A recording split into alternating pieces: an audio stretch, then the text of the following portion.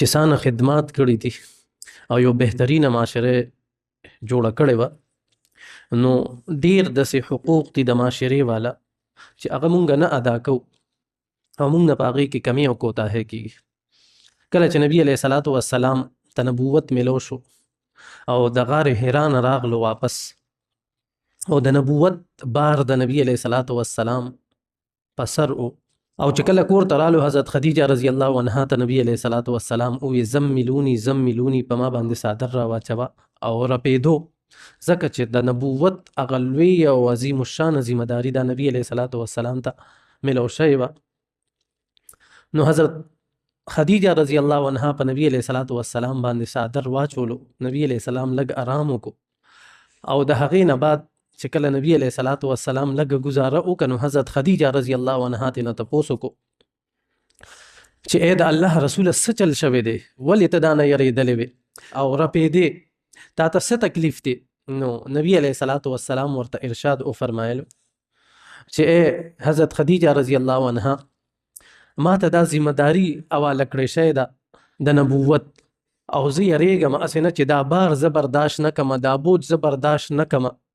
نو حضرت خدیجه رضی الله عنها ورته وفرمایل چې ای د الله پاکه پیغمبره، الله جل شانه به هیڅ کله تا نه رسوا کوي، ای د الله پیغمبره، الله جل شانه به هیڅ کله تا رسوا نه کړي، ځکه چې ته داسې انسان یې چې ته صلې رحمي کې، ته داسې انسان یې چې تا صلې رحمي کړې ده، او ته یو صادق انسان او همیشه تا د کمزورو بوج اوچت کړی دی، تا د یتیمانانو خیال ساتلی دی، تا د کونډو خیال ساتلی دی، تا خلکو سره صله رحمي کړې ده، الله جل شانه به هیڅ کله تا بې یاره او مددګاره نه پرېږدي، الله جل شانه به ستا مدد کوي. نو دلته نه ګوره پته لګي چې نبي علیه الصلاة والسلام د نبوت میلاوېدو نه مخکې د یتیمانانو مرسته کړې ده، د یتیمانانو د حقوقو خیال یې ساتلی دی، د یتیمانانو ذمهداري یې غشتې ده، د یتیمانانو بوج یې اوچت کړی دی. نبوت لا نه دی میلو شوی، اسلام لا نشته، د اسلام نه مخکې نبي علیه الصلاة والسلام د یتیمانانو کفالت کړی دی. نو دلته نه پته لګي چې د یتیم کفالت کول دا یو ډیر زیات عظیم الشان کار دی، دا یو ډیر اوچت کار دی او دا ډیر زیاته د ثواب خبره ده. نبی علیه الصلاة والسلام د نبوت نه مخکې دا یتیمانانو کفالت کړی دی. حدیث شریف کې راځي چې څوک په ځمکه والا باندې رحم کوي، نو الله جل شانه په هغې باندې رحم کوي. که ته د الله جل شانه په مخلوق باندې رحم کوي، ته په یتیم باندې تا رحم وکړو، الله جل شانه به په تا باندې رحم وکړي. که تا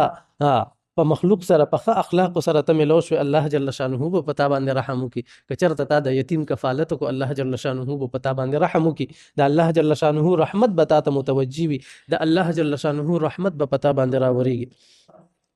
یو بل حدیث دی، د ابن ماجه حدیث دی، نبی علیه الصلاة والسلام فرمایي چې د دوو کمزورو په حقوقو کې درنه کوتاهي ونشي، د دوو کمزورو په حقوقو کې درنه کوتاهي ونشي، یا د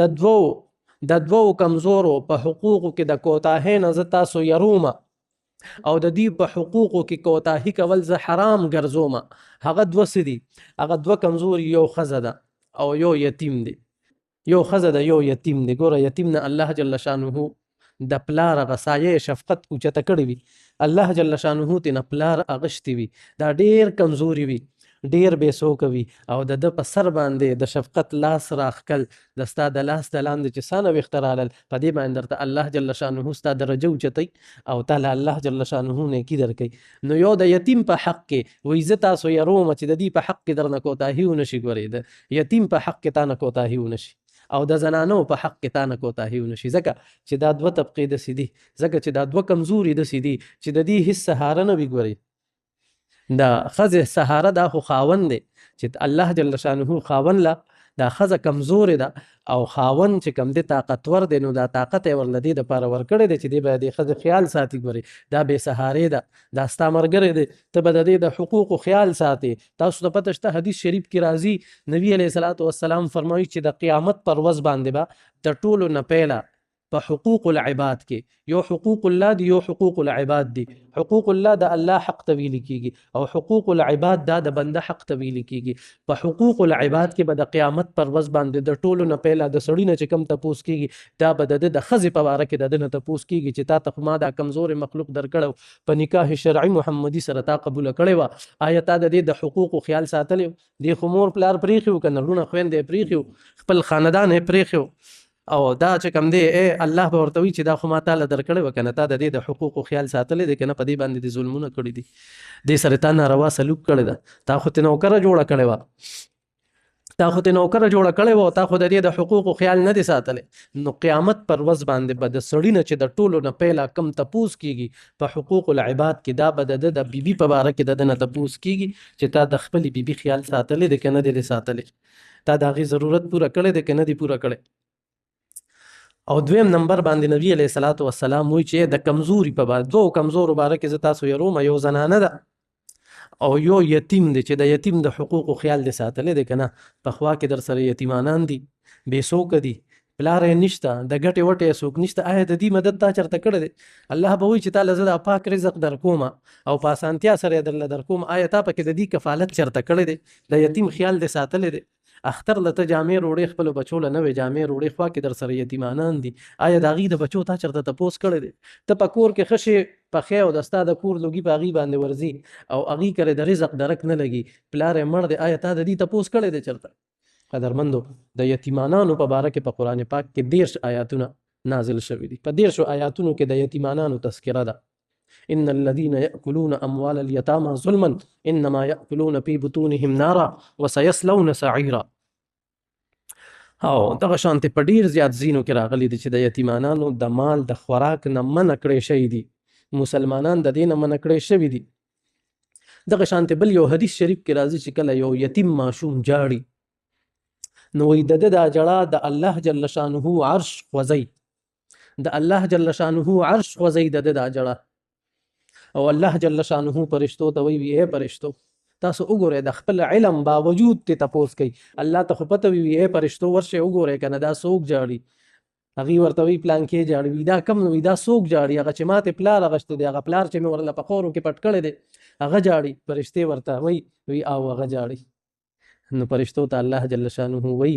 وی اے فرشتو که چا دا یتیم پخلا کو، دا یتیم چا پخلا کو نو قیامت پر ورځ باندې به زه هغه راضي کم، قیامت پر ورځ باندې به زه هغه راضي کم. قیامت سانه سخته ورځ ده، سانه سخته ورځ ده. و امه و ابي و صاحبته و بنيه لكل امرئ منهم يومئذ شأن يغني. سانه سخته ورځ ده او په دغه ورځ باندې چې هر انسان به یو خپل شان وي او په دغه ورځ باندې ته الله جل شانه راضي کوي، نو دا سانه لوی مقام دی، دا سانه لوی مقام دی. دا مقام درته په څه باندې میلاو شو؟ دا درته د یتیم په کفالت باندې میلاو شو. بل حدیث شریف کې راځي نبی علیه الصلاۃ والسلام فرمایي خیر بیت فی المسلمین، په مسلمانانو په کورونو کې د ټولو نه بهترین کور، خیر بیت فی المسلمین د مسلمانانو په کورونو کې د ټولو نه بهترین کور هغه کور د بیت فیه یتیم، هغه کور د چې په هغه کور کې یتیم موجود وي، یحسن الیه او په هغه کور کې یتیم سره حسن سلوک کیږي، د هغه د حقوقو خیال ساتل کیږي، په هغه باندې شفقت کیږي، د هغه په سر باندې لاس راښکلی کیږي، هغه سره د نرمۍ معامله کیږي، هغه سره د نرمۍ رویه کیږي او د هغه خیال ساتل کیږي. نبی علیه الصلاۃ والسلام وایي دا د ټولو نه بهترین کور دی. وشر بیت فی المسلمین او وایي د ټولو نه بدترین کور کم دی؟ د ټولو نه بدترین کور هغه دی فیه یتیم چې په هغې کې یتیم وي، یساء الیه او هغه سره ناروا سلوک کیږي، هغه سره بد سلوک کیږي، د هغه په حقوقو باندې ډاکه اچولی کیږي، د هغه حقوق ضبط کیږي، هغه سره د نرمۍ معامله نه کیږي او د هغه حق والی کیږي، د هغه مال والی کیږي، نو وی دا په ټولو کې بدترین کور دی. په ټولو کې بدترین کور هغه دی چې په هغې کې د یتیم مال دا ضبط شي، د یتیم مال ناحقه وخوړلی شي او یتیم سره سخت سلوک وشي. قدرمندو د یتیم په حقوقو باندې الله جل شانه په قرآن پاک کې بار بار تذکره کړې ده، په احادیثو کې تذکره شوې ده. اوس د روژې دا مبارکه میاشت را روانه ده، پکار دی چې دې کې مونږ د غریبانانو، د کونډو، د یتیمانانو، دی پسې مونږ وګرځو دا را پیدا کړو او چې مال الله جل شانه کم مال را کړی دی هغه مال چې کم دی په دې باندې خرج کو دی خپل ځان ته رانږدې کو دی سره مونږ مینه وکړو مینه لکه مونږ ګوره زه اسان مثال درله در کومه که چېرته مونږ یو 2 ورځې په سفر باندې لاړ شو صحیح ده بار بار کور ته ټیلیفون کوو که نه بچي څنګه دي ناجوړه خو نه دي یا که په مسافرۍ باندې لاړ شي د خپلو بچو بار بار تپوس کوو او که معمولي بیماري پې راشي نو زر ډایرکټ ډاکټر له بوزو د بچو سانه خیال ساتو سانه محبت راله الله جل شانه په دې زړه کې اچولی دی نو د یتیم خو هغه پلار هم نشته د یتیم به څوک تپوس کوي د یتیم تپوس به څوک کوي د هغې به زه ورته تپوس کوو د غریب تپوس به څوک کوي هغې تپوس به زه ورته کوو که نه الله جل شانه په دې باندې مونږ سره وعدې کړي دي انعامات دي نبی علیه الصلاة والسلام مجلس ته یو ماشوم حاضر شو او وی اے د الله پاکه پیغمبره زه یتیم یم زمانه پلار الله جل شانه اغشتی دی پلار مې نشته او وی کور کې مې مور ده یوه او یو مې خور ده او درېیمه ورځ ده چې مونږ هېڅ هم نه دي خوړلی زمونږ په کور کې اور نه دی بل شوی مونږ هېڅ هم نه دي خوړلی درېیمه ورځ ده د خوراک هېڅ هم نشته ای د الله رسوله تاله راغلی یم نبی علیه الصلاة والسلام حضرت بلال رضی الله عنه ته وفرمایل چې ورشه او د ازواج مطهراتو په کورونو باندې وګرځه او هغې ته ووایه چې یو یتیم راغلی دی پلار یې نشته او تاسو راله سره کې د ازواج مطهرات په کورونو باندې وګرځېد واپس حضرت بلال رضی الله عنه رالو 21 قجورې ورته راټولې شوې نبی علیه الصلاة والسلام ته یې داسې په لاس کې کېغوستې نبی علیه الصلاة والسلام هغه قجورې د خپلې مبارکې ته رانږدې کړې او هغې د باندې د برکت دعا چوب کا هغې ته د برکت دعا وکړه وی د هغې نه بعد بیا هغې ماشوم له هغه قجورې ورکې وی دا واخله وی ته مخوره او په خپلې مور باندې هم وخوره او په خپلې خور باندې هم وخوره ماشوم چې کله روان شو حضرت بلال رضی الله عنه ورته وی ماشومه دې باندې نبی علیه الصلاة والسلام د برکت دعا کړې ده ګورې دا ډېر برکت واله دي نبی علیه الصلاة والسلام ورته د برکت دعا کړې ده ماشوم چې روان شو حضرت معاذ بن جبل رضی الله عنه نبی علیه السلام سره په مسجد نبوي کې ناستو چې ماشوم د مسجد نبوي نه ووتلو دا معاذ بن جبل غلی غوندې پاسېدو لاړو ماشوم ته وی ای بچې دې خورش په سر یې ورله لاس ووهلو ځان ته یې رانږدې کو په سر یې ورله لاس ووهلو ځان ته یې رانږدې کو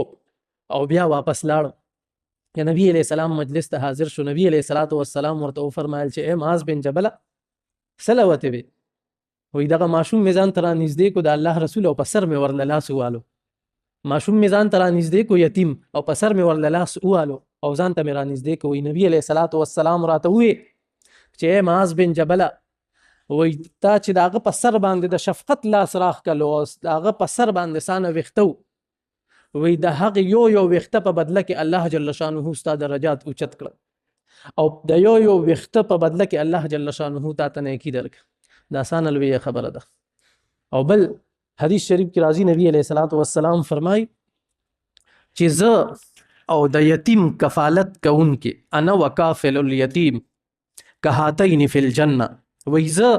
او د یتیم کفالت کوونکې به په جنت کې دسیو په جنت کې به دسیو د امام الانبیا مرتبه سانه اوچته مرتبه ده چې د ټولو پیغمبرانو سردار دی د ټولو پیغمبرانو امام دی الله جل شانه ورته یو لوی شان ورکړی دی او هغه څه وایي چې چا د یتیم کفالت وکړو نو هغه به ما سره په جنت کې دسي وي کله چې د انسان پلار مړ شي او د هغه د ګټې وټې څوک نه وي او دی نابالغه وي نو دی یتیم وي کله چې بالغ شي بیا دی یتیم نه وي خو چې کله دی بالغ هم شي که نه بیا هم دی د حسن سلوک مستحق دی د حسن سلوک مستحق دی ځکه چې په 13 آیاتونو کې په قرآن پاک کې په 13 آیاتونو کې په 13 ځینو کې د یتیم تذکره راغلی ده نو یتیمانانو سره ښه سلوک کول پکار دی بل حدیث شریف کې راځي چې اوه شي نه دي چې دا انسان هلاک کوي انسان تباه و برباد کوي اوه شي نه داسې دي چې دا انسان هلاک کوي په هغې کې یو دی الاشراک بالله شرک چې الله جل شانه سره څوک شرک کوي الله وی دی دا انسان چې کم دی هلاک کوي یو شرک کوونکی انسان دویم نمبر باندې السحر کم انسان چې جادو کوي او جادوګرانو پسې ګرځي نو دغه انسان د ایمان نه خلاصیږي دریم نمبر باندې قتل قتل باندې الله جل شانه ډیر زیات خفه کیږي. یو مسلمان ناحقه قتلول، یو مسلمان تا ناحقه قتل کو، تا ور سره زیاتې وکړو، اخو د ناحقه قتل کو، خو د هغه یتیمانان بچي خو پاتې شو کنه، د هغه تور سره خو په کور کې پاتې شو کنه، د هغه لوریانې خو پاتې شوې. ظالمه تا خو هغه محرومه کړ، اخو تا د پلار د سایې شفقت نه محرومه کړ، د پلار د مینې نه تا محرومه کړ، هغې له به د پلار هغه مینه بیا څوک ورکوي؟ او بل آکل الیتیم، کم چې د یتیم مال خوري، آکل مال الیتیم، د یتیم مال چې څوک خوري، نو ګوره په دې 7 کسانو کې دغه انسان هم راغلی. او 8 نمبر باندې هغه انسان چې هغه د جهاد نه وتښتي، په جهاد کې جنگیږي د دشمن په مقابله کې او وتښتي. او 9 نمبر باندې هغه انسان چې په پاک دامنه ښځه باندې دا د غلط تهمت لګي. نن سبا چې مونږ په جنگ شو کنه، خصوصا په کور کې چې دا زنانه نو پاک دامنه ښځې وي او څنګه کنځلې او څنګه تهمتونه پې ولګي، یا چې یو بل سره جنگ شو، یو بل ته خور او مور نه یادو کنه، نو دا ګوره دا پې مونږ څنګه تهمتونه لګو، نو دا انسان هلاک کیږي، بربادیږي. او بل حدیث شریف کې راځي، وی چا چې د یتیم په سر باندې د شفقت لاس راخکلو، چا د یتیم په سر باندې د شفقت لاس راخکلو، نو وی داغه د لاس د لاندې چې څانه ویښته دي، الله جل شانه به ورله دا نه نیکۍ ورکړي. نو قدرمندو، د معاشره کې چې کم یتیم دی د هغې درد مونږ محسوس کو، کم غریب دی د هغې درد مونږ محسوس کو، هغې سره مونږ نرمه معامله وکړو، مونږ هغې سره کینو، د هغې دک او درد وورو، د هغې مدد وکړو، د هغې امداد وکړو. اوس روژه را روانه ده، ما او تا خو به ځان له روژې دپاره قیمتي مارټونو ته به لاړ شو، قیمتي مارټونو ته، هلته به ښه ډېرې سوداګانې مو اخلو او کور ته به ځان له هر څه روړو، کور به ځان ته ډک کړو. خو چې کم غریب دی هغه به زمونږ دی هر څه ته ګوري، هغه به خفه کېږي نه، ولې هغه د الله جل شانه بنده نه دی، هغه د الله جل شانه بنده نه دی. نو چې ځان له روړو پکار ده چې مونږ یتیمانانو او غریبانانو له روړو، او پکار دا ده چې دا کم غریبانان وي، دا لارو کې چې کم ماشومان وي، مونږ د دې نه سوداګانې کوو، د روژې دپاره که سودا کوم نو چې د دې نه وکړو، مونږ د غټو مارټونو نه وکړو، هلته لیسټونه راله راکړي، دویمه خبره م ورته بیا نشو کولی چې لیسټ کې څه لیکلي بس هغه پیسې ورله ورکړو. او دلته که یو غریب سبزی والا راشي نو د ساک په ګېډۍ باندې په 2 روپو باندې ورسره بیا مونږ جنګونه کوو، په 2 روپو باندې هغې سره مونږ بیا په 2 روپو باندې جنګونه کوو، او مارټ کې راله بس لیسټ راکړي، دویمه خبره هم در سره نه کوي، که دا اخلې واله او چې نه اخلې ځه. نو قدرمندو، د غریب، د یتیم، د کونډو، دا د معاشرې یو حصه ده. ته چې د دې خیال ساتې، ستا معاشره به پې خشته کېږي، او قیامت پر ورځ باندې به الله جل شانه داسې انسان په باره کې فرمایلي چې دا انسان به زه راضي کوم، دا انسان به زه راضي کوم. نو د دې نه خو غټه بدله نشته. نن نه بعد مونږ د عهد وکړو چې نن نه مونږ دې ځای نه ځو چې دا خبره خو نن ځان سره په زړه کې یوسو که نه، چې ستا نه یتیمانان دي، ستا نه غریبانان دي، د دې به مونږ ډېر زیات خیاله ساتو. الله دې مونږ ته په دې باندې عمل کولو توفیق راکړي. وما علینا الا البلاغ.